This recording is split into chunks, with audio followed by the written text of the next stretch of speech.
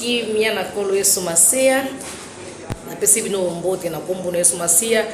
nga prophétesse na bino Tabita na Yesu suliboso na bino fona kokumisa monene na Nzambe tokoki kobumba ba makamwa Nzambe te o nyonso ele ba pasi ba bisengo nyonso tolekaki na ngona nalekaki na ngona nzela ya vie na nga na koki bomba te simple nazo continuer ba témoignage pour kaka na lokumu Nzambe na pesi bino susu merci na ndenge bozo appuyer na ndenge bozo tala ngai bo continuer toujours kotala prophète na bino nazo continuer na suka ki place ya ba fi wana na kutene na bango 5 ba fi na bayaki na ndako nanga l'air baye to bondela ki na bango moko na sambela ki ye a voyageaki moko azalaki na problème ya maladie ya diabète ayebi singa bi mama Joséphine na famille na ngai eza na mutu moko abela ka diabète te ngai nazobela maladie zosisa ngambongo mona kisi moko eza 25000 kisi moko 35000 ba kisi eza mbongo ebele maladie na lingi yango te tala ba résultat na ngai yango yo ya diabète mususu bazalaki na maladie ya sida wazaka maladie ya sida na bondeleli na ebisie Nzamba lobi na nga na ebisa il faut tika soko lingo bika il faut tika kokende ko bimaka na mibali ye comme bapesa ke maladie mais ye azokendaka toujours ko bima na mibali apesa ka mibali maladie mais Nzamba yakola kisanga lobi doba na ye atika makambu azosala oyo ya mususu wana to bande ko bondela moko voyageaki moko lisusu abandaki ye mususu ayete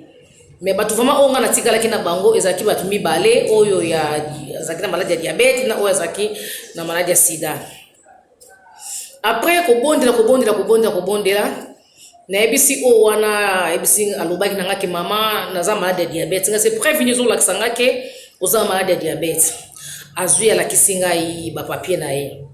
la kisinga ba papier na ye na moni ke aza na maladie ya diabète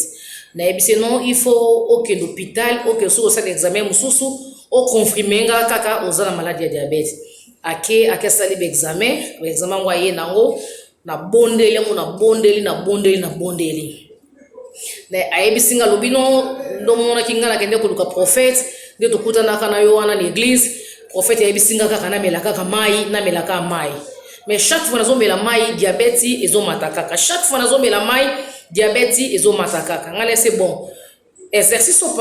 prophète apesi yo o mela mai mais siko nga siko to sala kaka même exercice wana maintenant maloba ya Nzambe to banzi ko déclarer na Bible to déclarer na zuma ina pesi c'est to déclarer na Bible na zuma ina pesi après na tindi ke hôpital okende ko sasa examen mwana mosala ke hôpital sasa examen ngabi ko fungola ba résultat te yaka na lera ye na bondeleli ba résultat wana na bondeleli ngo to funga ba résultat ana diabète te na tindi sous hôpital mususu ake ko azana diabète te mwana mosana akenda na église akenda ko témoigner comme akenda ko kumisa Nzambe ya prophétise Tabita na église bakangi témoignage wana na ya maloba ba commune écrit prophète akomi ke yende mutu abikisaki mwana mwasi wana na maladie ya diabète so mwana mwasi ngoleri ake na Facebook aketala ke ezali maloba wana te ya lobaki prophète abalo lebi nga mama ndeni prophète akokosa